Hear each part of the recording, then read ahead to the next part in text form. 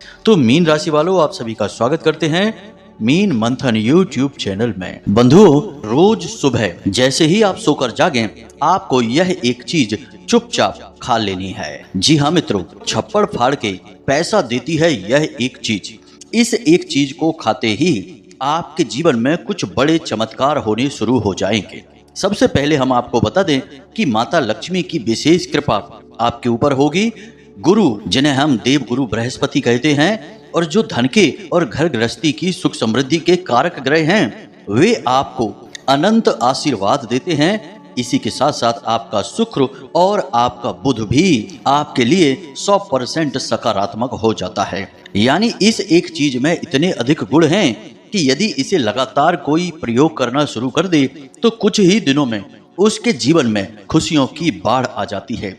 और सबसे बड़ी बात कि उसके जीवन में चाहे कहीं से भी आए, किसी भी प्रकार से आए, किसी भी रास्ते से आए, पैसा तो आता ही आता है। तो बंधुओं, जगत माई महामाई माँ भद्रकाली की जय बोलो, माता रानी के सांचे दरबार की जय बोलो। इसी के साथ साथ कमेंट बॉक्स में सच्चे मन सच्चे भाव से जय माँ भद्रकाली कृपा करो अवश्य लिख देना। साथ ही साथ जय माँ लक्ष्मी भी अवश्य लिख देना, क्योंकि अब इस वीडियो को देखने के बाद आपके जीवन में माता लक्ष्मी की भरपूर और अनंत कृपा आने वाली है, पैसे की बाढ़ आने वाली है। जी हाँ बंधुओं, बस आप इस वीडियो में बताई हर एक बात को ध्यान से समझना और एक एक चीज को जैसे हम बता रहे हैं बिल्कुल वैसे ही प्रयोग करते चले जाना और देखना आप कि आपकी आंखों के सामने ही कुछ ही दिनों में आपका भाग्य कैसे बदल जाता है। जी हाँ बंधुओं, अब चाहे आप कुछ भी करें या ना करें, आपके जीवन में पैसे की बाढ़ आने ही वाली है।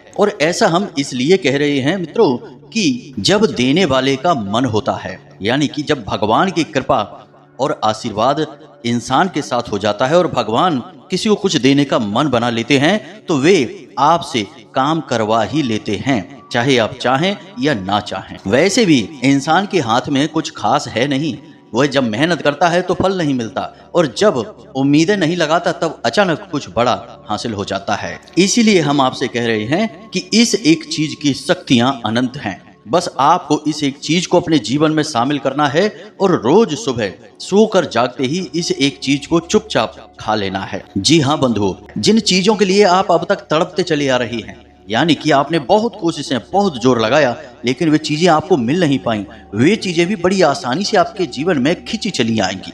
जी हाँ बंधु, यही होता है दैवीय कृपा का महत्व। तो चलिए बंधुओं, बिना समय गवाए आज के इस विशेष कार्यक्रम की शुरुआत करते हैं और आपको बताते हैं उस बेहद ही दिव्य और चमत्कारी वस्तु के बारे में। मित्रों, हमने चीजों के बारे में आपको पहले भी कई बार कई विशेष कार्यक्रमों में अलग अलग ज्ञान दिया है, लेकिन यह जो विशेष ज्ञान है यह सबसे हटकर है और इस ज्ञान को हमने स्वयं भी अपने ऊपर आजमाया है और हमारे शिष्यों ने भी इसे अपने जीवन में आजमा कर खूब धन लाभ कमाया है और खूब माता रानी की कृपा प्राप्त की है। अब हमें इसका प्रयोग करने का उद्देश्य केवल इतना सा था कि हम इस उपाय और इस प्रयोग की सत्यता को जानना चाहते थे। इस वजह से हमने कुछ दिनों तक इसे अपने जीवन में प्रयोग किया और यह सचमुच में बेहद ही चमत्कारी है। यकीन मानिए बंधुओं कि आप जिस दिन से इसे सुबह सुबह खाना शुरू करेंगे उसी दिन से आपको इसका परिणाम, इसका फल दिखाई देना शुरू हो जाएगा। अब इस चीज के प्रयोग के कुछ नियम तो होंगे ही, यह तो बिल्कुल साधारण सी बात है, क्योंकि जो भी चीजें ज्योतिषीय आकलनों पर होती हैं, वैदिक होती हैं, सांस्कृतिक होती हैं, उन चीजों के कुछ विशेष नियम और विधि विधान भी होते ही हैं। तो अब आपके मन में अवश्य ही यह प्रश्न होगा कि आखिर ऐसी कौन सी चीज है और उसके प्रयोग के नियम क्या हैं। तो बंधु, हम आपको सारी बातें विस्तार से बता रहे हैं, बस पूरे धैर्य के साथ आपको इस वीडियो को देखना है। मित्रों, इस तरह के वीडियो बनाने में सचमुच में बहुत मेहनत लगती है, क्योंकि हर एक वह बात बतानी पड़ती है जो पूर्ण रूप से सत्य और प्रामाणिक हो और इसके लिए वेद पुराण और शास्त्रों का बहुत गहराई से अध्ययन करना पड़ता है। साथ ही साथ इनकी प्रामाणिकता को भी जांचना पड़ता है। हम यूं ही कुछ भी आपको नहीं बता सकते हैं कि आपका समय भी खराब हो जाए, ऊर्जा भी खराब हो जाए और आप कहें कि गुरुजी ने हमें पता नहीं कहां पहुंचा दिया। तो हम हर एक वह उपाय और क्रिया ही आपको बताते हैं जो सचमुच में कारगर होती है और जिसने सैकड़ों हजारों लोगों के जीवन को बदला है।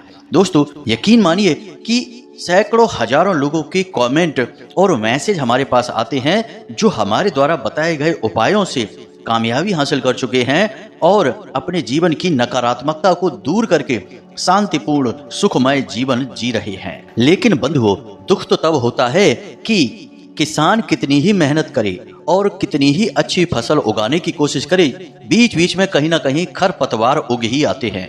इसी प्रकार हम कितनी ही सच्चाई और मेहनत के साथ आपको सर्वोत्तम ज्ञान देने की कोशिश करें, बीच में कुछ कुतर्की और अधर्मी लोग जो अपने आप को सर्वज्ञाता और सर्वशक्तिमान समझते हैं, वे कमेंट के माध्यम से या मैसेज करने के माध्यम से अनावश्यक प्रपंच और कुतर्क करने की कोशिश करते हैं। अब ऐसे लोग बहुत ही कम होते हैं, लेकिन ऐसे लोगों का हमारे ऊपर तो कोई प्रभाव नहीं पड़ता, परंतु जो भी व्यक्ति इन लोगों की संगत में रहता है, इनकी बातों में आ जाता है, उसका जीवन जरूर नष्ट और भ्रष्ट हो जाता है ऐसे मूर्ख अधर्मियों के चक्कर में।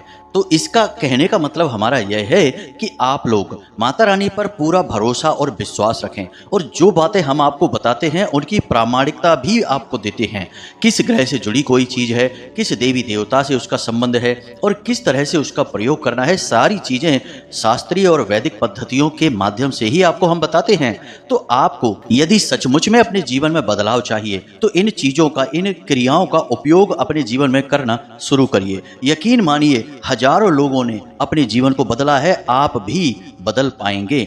हम पहले भी कई बार कह चुके हैं, फिर से कह रहे हैं कि हम जो भी क्रियाएं, उपाय आपको बताते हैं, उनमें माता रानी की, मां भद्रकाली की पूर्ण कृपा और आशीर्वाद शामिल होती ही होती है, क्योंकि हमने अपने जीवन का एक बड़ा हिस्सा माता रानी की सेवा में दिया है और उन्हीं के आदेश और उन्हीं की अनुभूतियों के आधार पर ही हम आपको यह ज्ञान दे रहे हैं। तो इन बातों पर शक करना अपने धर्म, अपनी माँ और महामाई पर शक करना होगा। तो ऐसा भूल कर भी ना करें। आपको नहीं प्रयोग करना है मत करिए, आपको नहीं हमारे वीडियो देखना है मत देखिए, लेकिन कम से कम अपनी आत्मा, अपने भगवान और अपने धर्म पर तो शक मत करिए। बस हमारा आपसे इतना ही कहना था। तो चलिए अब मूल विषय की ओर चलते हैं। मित्रों, अब हम आपको एक जरूरी बात बता दें, यहाँ पर राहु सूर्य के साथ में षडाष्टक योग का निर्माण कर रहे हैं, यानी कि अब सूर्य से होने वाले लाभ आपको प्राप्त नहीं होंगे। जी हाँ बंधुओं, तो अब आपको जीवन में समस्याएं कहाँ आएंगी, इन्हें आप थोड़ा बारीकी से समझ लें। आपके सरकारी कोई कार्य हैं जो अटके पड़े हैं, वे अटके ही रहेंगे। उन कार्यों को करने के चक्कर में यदि आप ज़्यादा कोशिश और मेहनत करेंगे तो आपका काम और बिगड़ जाएगा। जी हाँ बंधुओं, अपने काम धंधे व्यापार में आपको कोई बड़ा निवेश इस महीने में अब नहीं करना है। इसी के साथ साथ मित्रों, आपको जो लोग नौकरी कर रहे हैं उन लोगों को अपने उच्च अधिकारियों से किसी प्रकार की बहस नहीं करनी है। वे जो कुछ भी बोले उनकी बात बस यस सर कहकर मान लेनी है, उनसे कोई आर्ग्यूमेंट, कोई बहस ना करें। इसी के साथ साथ बंधुओं, एक नकारात्मक चीज आपके साथ और होगी कि आपके संगत में कुछ लोग ऐसे हैं जो घोर नकारात्मक हैं, गलत कार्य करते हैं, गलत कार्यों में उन्हें आनंद आता है। कुछ आदतें भी उनकी नीच और गंदी हैं, लेकिन आपको उनसे ज़्यादा फर्क नहीं पड़ता है क्योंकि आप बहुत ही बुद्धिमान और सुलझे हुए इंसान हैं। लेकिन अब इस महीने में आपके ऊपर उनकी बातों का असर होगा, आप उनसे प्रभावित हो सकते हैं। किसी गलत कार्य में आपकी रुचि बढ़ेगी और यह राहु का प्रभाव रहेगा, तो थोड़ा आपको सतर्क रहना है। यहाँ पर आपको ध्यान यह देना है कि सूर्य आत्मा का कारक ग्रह है, यानी कि अब इस महीने में धर्म के प्रति आपकी रुचि कम होगी। जैसा कि हमने वीडियो में अभी आपको समझाया कि अधर्मियों की बातों का आपके ऊपर प्रभाव पड़ेगा। आप अपने धर्म, अपने भगवान और अपने आध्यात्म और दिव्य शक्तियों के खिलाफ मन में उल्टे सीधे विचार ला सकते हैं, कुछ उल्टे सीधे शब्द भी अपने मुख से इनके लिए निकाल सकते हैं। तो थोड़ा आप सावधान रहना, आप अपनी आत्मा को दूषित मत होने देना। इसी के साथ साथ कुछ छोटी छोटी बातें हैं, इनका भी अब आपको पूरे महीने में ख्याल रखना होगा।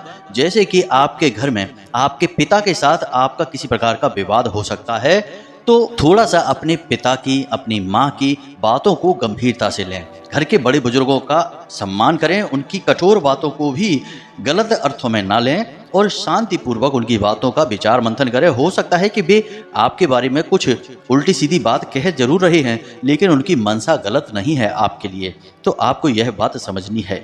सबसे बड़ी बात है कि अब आपको इस पूरे महीने में अपनी वाणी पर पूरा नियंत्रण रखना होगा। अपने शब्दों को सोच समझकर प्रयोग करें और किसी की भी भावनाओं को किसी प्रकार से चोट ना करें। आप खूब अच्छी तरह से जानते हैं कि आप जो बात कह रहे हैं इसका सामने वाले व्यक्ति पर क्या प्रभाव पड़ने वाला है। आप बहुत बुद्धिमान हैं और भावनाओं को अच्छी तरह से समझते हैं, क्योंकि आप खुद भी बहुत भावुक इंसान हैं। हालांकि आप अपनी भावनाएं हर जगह पर दिखाते नहीं हैं, लेकिन अंदर से आप बिल्कुल कोमल हैं और आप जानते हैं कि किन बातों के क्या प्रभाव होते हैं। तो बस इसी ज्ञान का आपको प्रयोग करना है, किसी की भावनाओं को ठेस नहीं पहुंचानी है। और अंतिम आपको बता दें सावधानी कि इस पूरे महीने में आपको किसी से भी किसी भी प्रकार की बहस नहीं करनी है, कर्जा नहीं लेना है और किसी भी प्रकार का निवेश कारोबार में नहीं करना है, नया कारोबार शुरू नहीं करना है। बस इतनी सी सावधानियां आप रखिए और यह महीना आपका बहुत ही शांतिपूर्ण जाएगा। अब हम बात करते हैं अपने मूल विषय की, कि उस एक चीज के बारे में आपको बताने जा रहे हैं। जरा आप ध्यान से सारी बातों को समझना। हमारे शास्त्रों में रात्रि को सोने जाने से लेकर सुबह सोकर जागने तक के नियम हैं, संस्कार हैं। अब एक बुद्धिमान इंसान नियमों को मानकर चलता है, संस्कारों के अनुसार चलता है, तो इस प्रकार उसके जीवन में कष्ट भले ही आ जाएं, लेकिन उन कष्टों से लड़ने की शक्ति भी उसके पास पहले ही आ जाती है।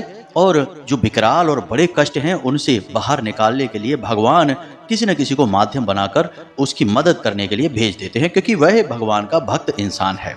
तो अब कौन से हैं वे नियम, जरा इन्हें आप ध्यान से समझिए।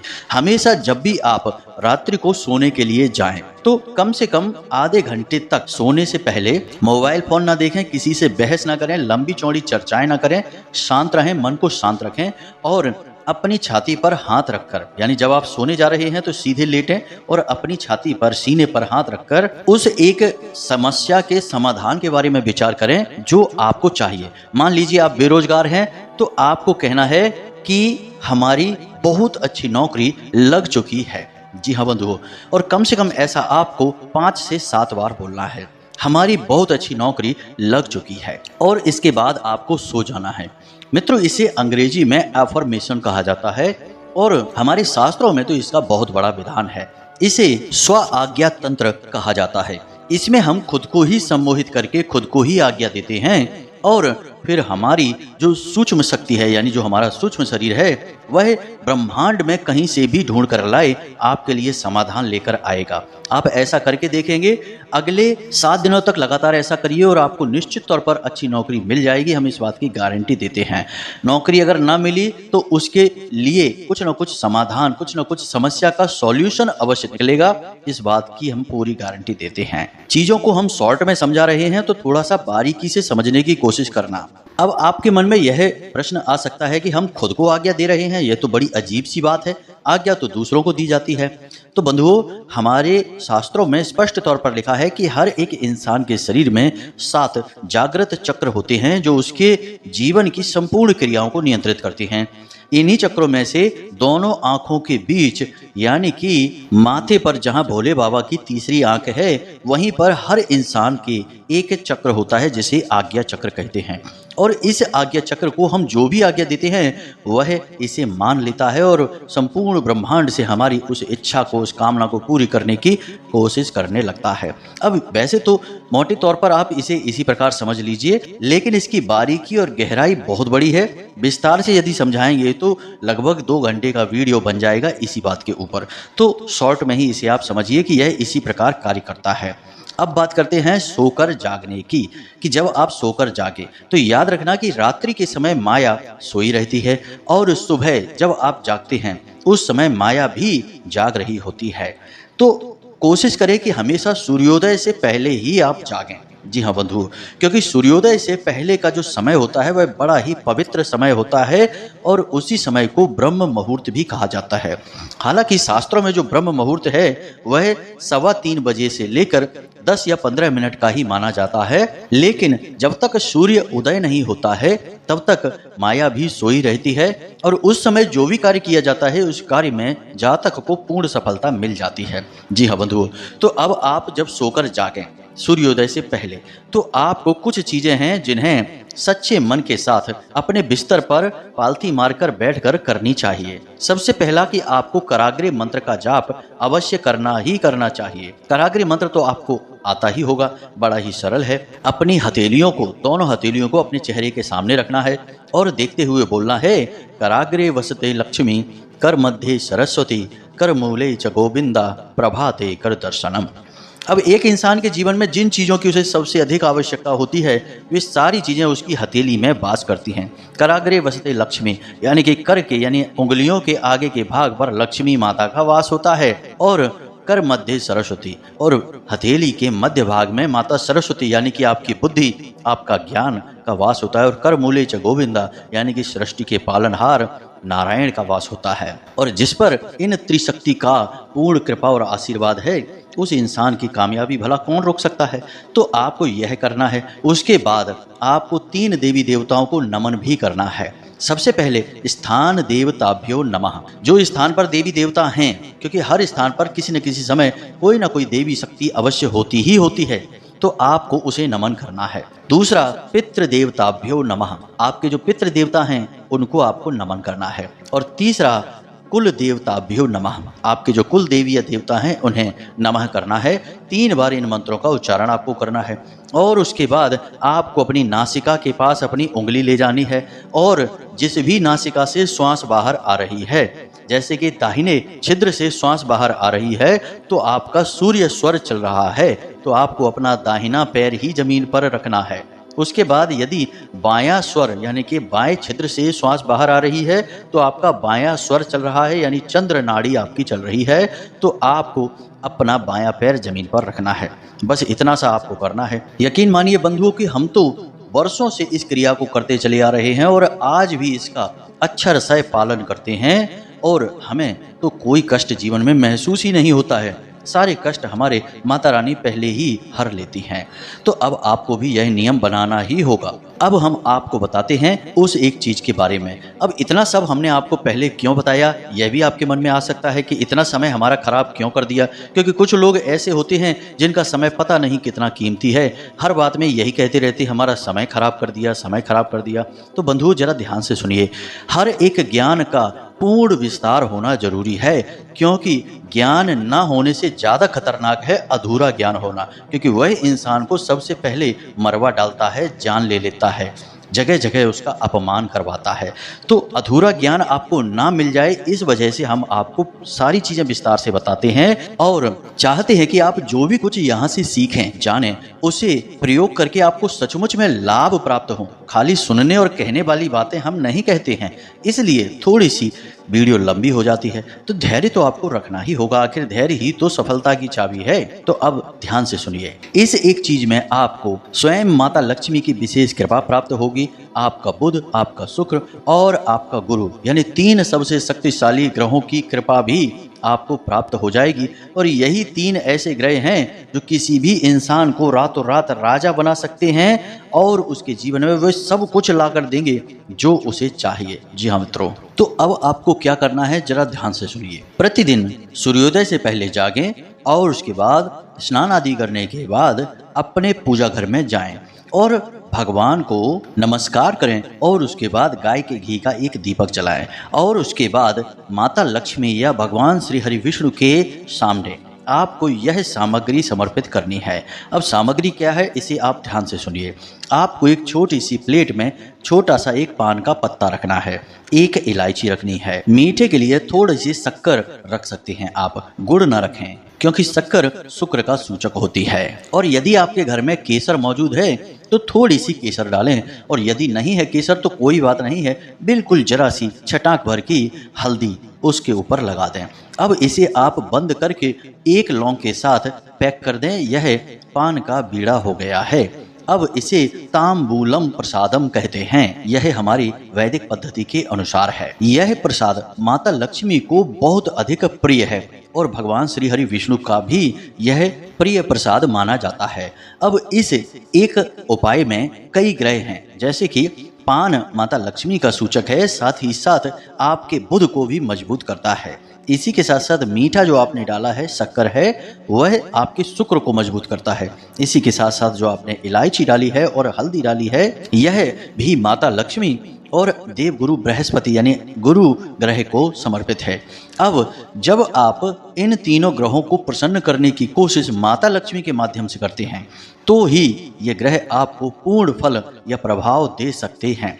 आप खाली ग्रहों का उपाय करते रहें और दिव्य शक्तियों को इनमें शामिल ना करें तो आपको यह उपाय फलित नहीं होते हैं। इसीलिए ग्रहों से जुड़े कई उपाय लोग करते तो हैं, लेकिन उन उपायों के फल प्राप्त नहीं होते हैं। फिर लोग कहते हैं कि गुरुजी उपाय तो हमने किया लेकिन उसका फल प्राप्त नहीं हुआ।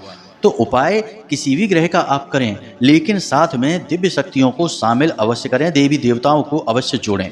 इसीलिए हर एक राशि का एक स्वामी ग्रह भी होता है और आराध्य देवी देवता भी होते हैं। तो आपको भी यह नियम मानना होगा।